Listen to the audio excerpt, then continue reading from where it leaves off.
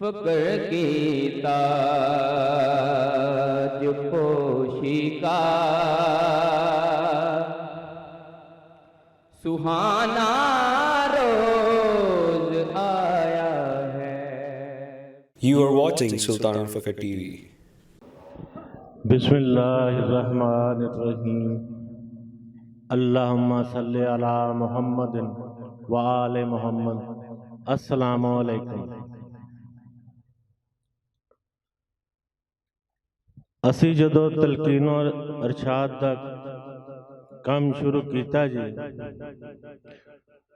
ਜਿਸ ਤਰ੍ਹਾਂ ਤਾਲਬੇ ਮੌਲਾ ਦੀ ਡਿਊਟੀਆਂ ਹੁੰਦੀਆਂ ਨੇ, ਉਸ ਤਰ੍ਹਾਂ ਮੁਰਸ਼ਦ ਦੀਆਂ ਵੀ ਡਿਊਟੀਆਂ ਹੁੰਦੀਆਂ ਨੇ। ਅਸੀਂ ਉਹ ਤਲਕੀਨ ਔਰ ਅਰਸ਼ਾਦ ਦੇ ਕੰਮ ਦੇ ਉੱਤੇ ਜੀ ਕੁਝ ਅਰਸਾ ਲਾਇਆ ਔਰ 2005 'ਚ ਅਸੀਂ ਇੱਕ ਤਬਲੀਗੀ ਦੌਰਾ ਵੀ ਕੀਤਾ। ਉਸ ਤੋਂ ਬਾਅਦ ਅਸੀਂ ਤਸਨੀਫ ਤਾਲੀਫ 'ਚ ਮਸਰੂਫ ਹੋ ਗਏ, ਜਿਹਦੇ ਵਿੱਚ ਅਹਿਮ ਤਰੀਨ ਦੋ ਡਿਊਟੀਆਂ ਸਨ ਸਾਡੀਆਂ।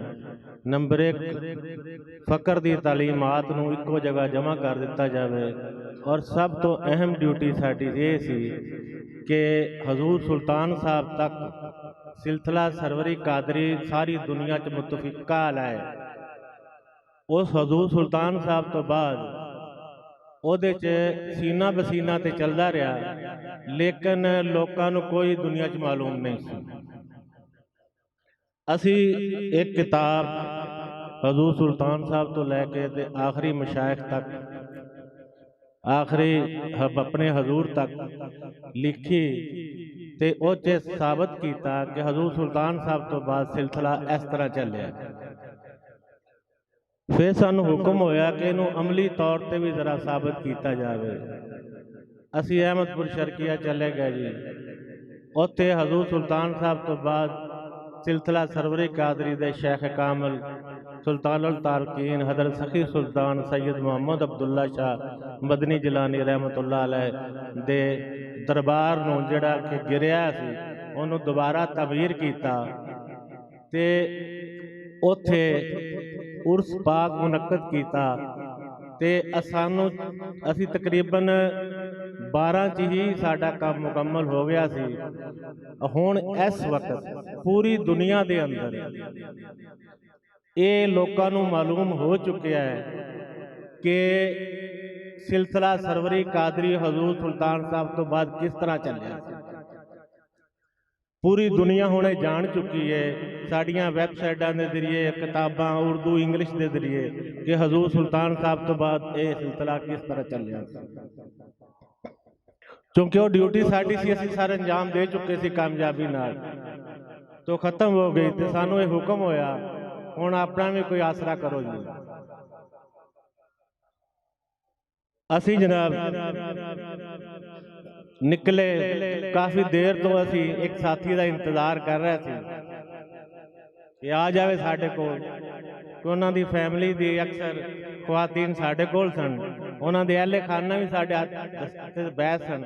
ਅਸੀਂ ਕਾਫੀ ਦੇਰ ਇੰਤਜ਼ਾਰ ਕਰਦੇ ਰਹੇ, ਲੇਕਿਨ ਉਹ ਸਾਡੇ ਕੋਲ ਨਾ ਆਏ ਜੀ, ਤੇ ਸਾਨੂੰ ਖੁਦ ਅਫਤਾਰ ਪਾਰਟੀਆਂ ਦਾ ਬਹਾਨਾ ਬਣਾ ਕੇ ਨਿਕਲਣਾ ਪਿਆ। ਪਹਿਲੀ ਅਫਤਾਰ ਪਾਰਟੀ ਅਸੀਂ ਉਸ ਸਾਥੀ ਦੇ ਘਰ ਹੀ ਕੀਤੀ ਜੀ, ਲੇਕਿਨ ਉਹ ਸਾਥੀ ਸਾਡੇ ਨਾਲ ਤੇ ਚੱਲਦੇ ਰਹੇ, ਲੇਕਿਨ ਸਾਡੇ ਫਿਰ ਵੀ ਕਾਬੂ ਨਾ ਆਏ ਜੀ।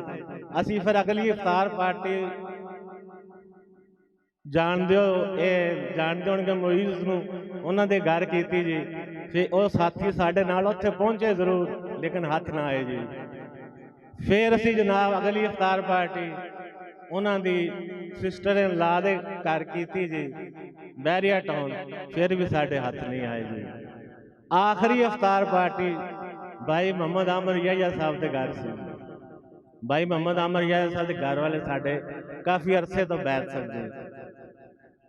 ਉੱਥੇ ਪਾਰਟੀ ਖਤਮ ਹੋ ਗਈ ਜੀ, ਅਫਤਾਰ ਹੋ ਗਿਆ, ਨਮਾਜ਼ ਹੋ ਗਈ, ਵੇਲੇ ਹੋ ਗਏ, ਚਾਹ ਪੱਕ ਰਹੀ ਸੀ, ਬੈਡਰੂਮ 'ਚ ਬੈਠੇ, ਅਖੀਰ ਸਾਡੇ ਕਾਬੂ ਆ ਗਈ। ਅਸੀਂ ਇਹਨਾਂ ਨੂੰ ਉੱਥੋਂ ਲੈ ਕੇ ਆ ਗਏ, ਠੀਕ ਹੈ ਜੀ।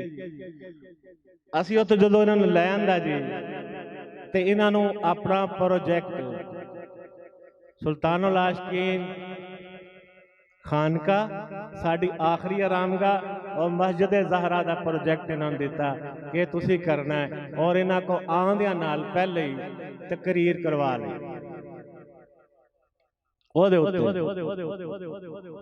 मेरे ख्याल किसी पब्लिक मुकाम से इन्होंने पहली तकरीर सी।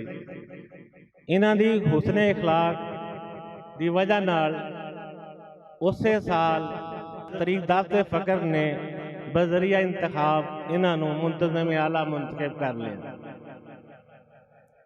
तो सानू भी ऐसा ही साथी चाहिए सी जिहड़ा साडा सिर ना खावे जी, जो प्रोजेक्ट दे दईए उन्होंने लैके चलता रहे, उन्होंने उस ते साडी रज़ा नूं समझे, अपना चलता रहे।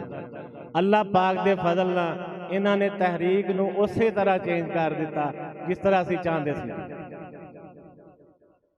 तहरीक दाफ्ते फ़कर गल्लां बातां चों निकल के अमली मैदान च आ गई और 2 साल के अंदर अंदर इन्होंने तहरीक नूं उत्थे पहुँचाता जिथे पहले तहरीक 7, 8, 10 साल च पहुंची सी।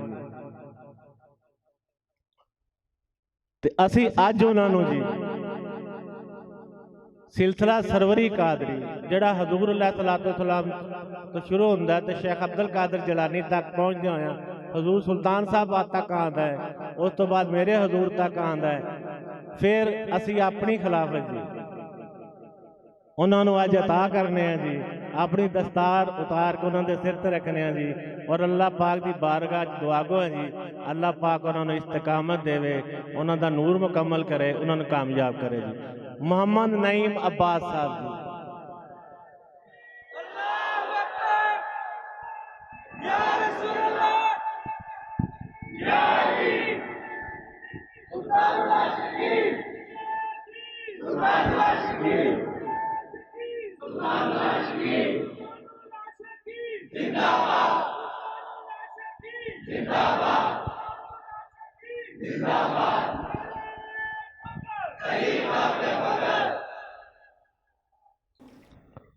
साढ़े एक बहुत पुराने साथी ने इब्तदाई दौर के जी, उन्होंने साढ़े वास्ते बहुत कुर्बानियां दित्तियां,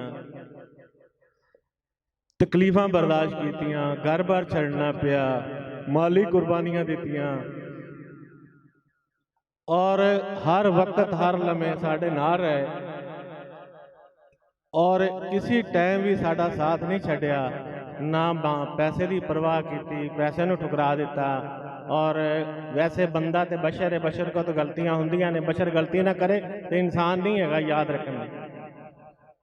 असी अज उन्होंने भी अपनी खिलाफत देने हैं जी ते और अल्लाह पाक को दोनों वास्ते भी दुआ करने हैं जी, अल्लाह पाक उन्होंने कामयाब करे और इस्तकामत देवे।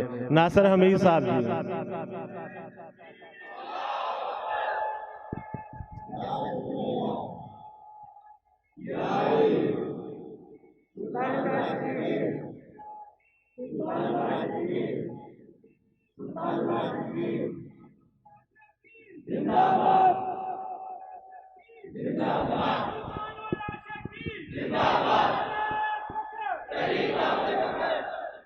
इन्हां दोनों नूं मुबारक होवे जी, अल्लाह पाक इन्हों कामयाब करे तो साड़ी जिंदगी च इन्हों दा नूर मुकम्मल करे, तो अल्लाह पाक इन्हों दी तरबियत अच्छी तरीके ना करे और इन्हों सिलसिला सरवरी कादरी नूं सही तरीके ना चलाण दी तौफीक अता फरमाए।